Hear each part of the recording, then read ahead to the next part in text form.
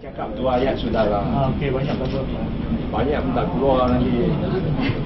Saya mengatakan kita seharus menerima keputusan yang dibuat oleh perwakilan MCA dalam EGM yang baru berlangsung pada Ahad yang lalu.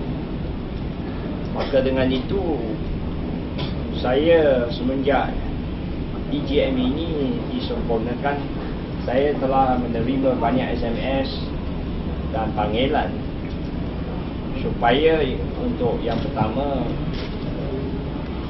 menyarang supaya Presiden MCA Datuk Seri Ong Keng Kiat yang tidak dapat sokongan majoriti daripada perwakilan seharusnya letak jawatan. Walaupun kalau kita perhatikan dalam perlembagaan MCA, seseorang parti official atau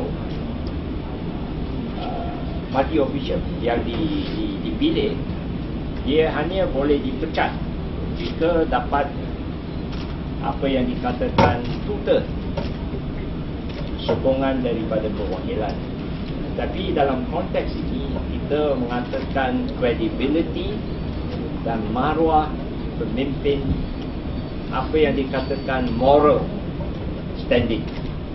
Kalau you tak dapat sokongan daripada majoriti, you seharusnya letak jawatan. Itu senang aja. Tak payah cerita banyak berkaitan dengan perlembagaan. Dan lebih-lebih lagi kalau you perhatikan, dia baru hanya jadi presiden kurang daripada setahun. Dan dalam pemilihan parti yang lalu, beliau telah dapat sokongan yang patut lebih daripada 60%. Tetapi dalam setahun saja, dia telah merosot kepada 40 lebih lagi sokongan. Yang kedua, dia seorang menteri. Yang ketiga, dia dapat sokongan daripada anggota menteri, timbalan menteri, kebanyakan ahli-ahli pusat MCA, dan masih ada 1 bulan untuk kempen EGM. Dia masih gagal untuk mempertahankan usul tersebut.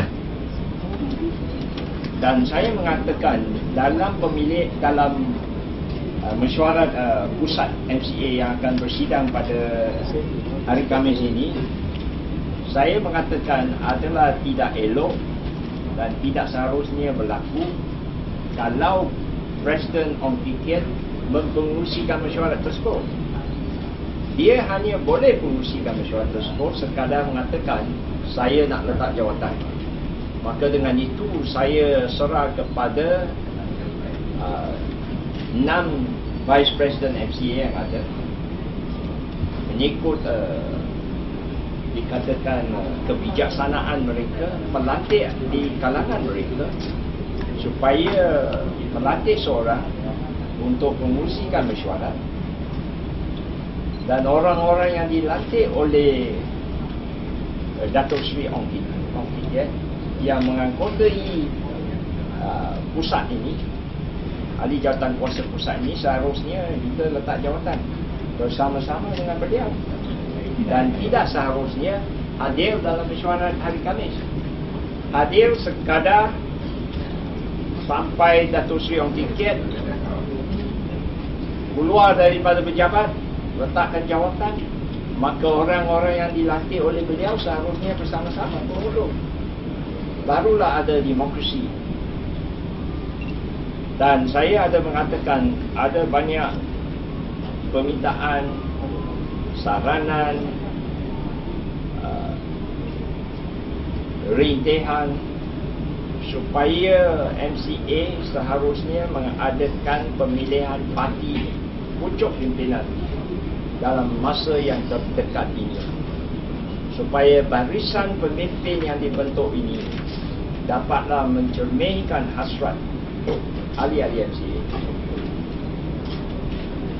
Dan barulah pucuk pimpinan barisan yang dibentuk itu lepas pemilihan parti dapatlah dihormati oleh bukan hanya ahli MCA, bahkan masyarakat Cina, dan rakyat Malaysia.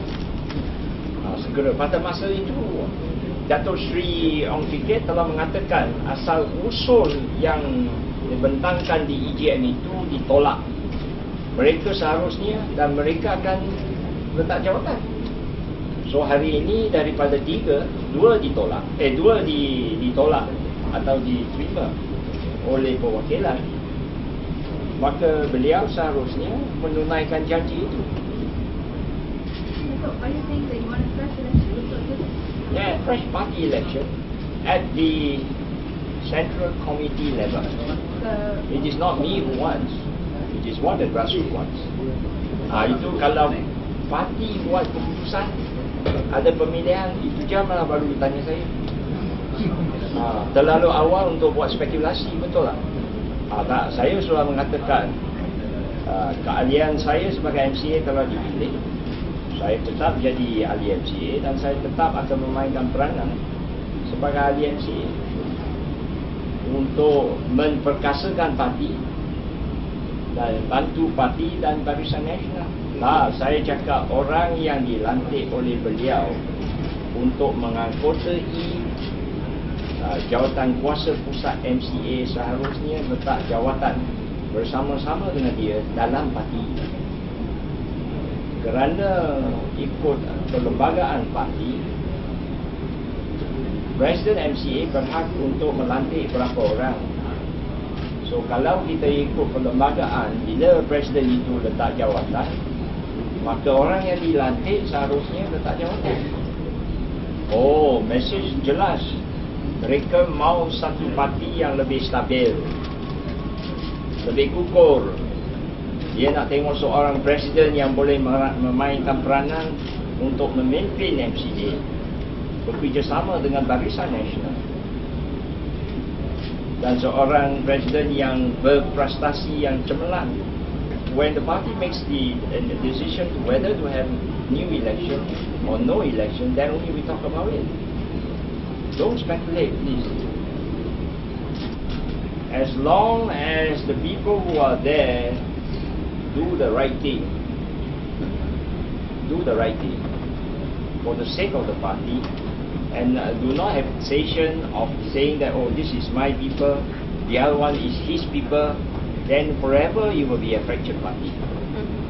So they must be able to reach out to all the camps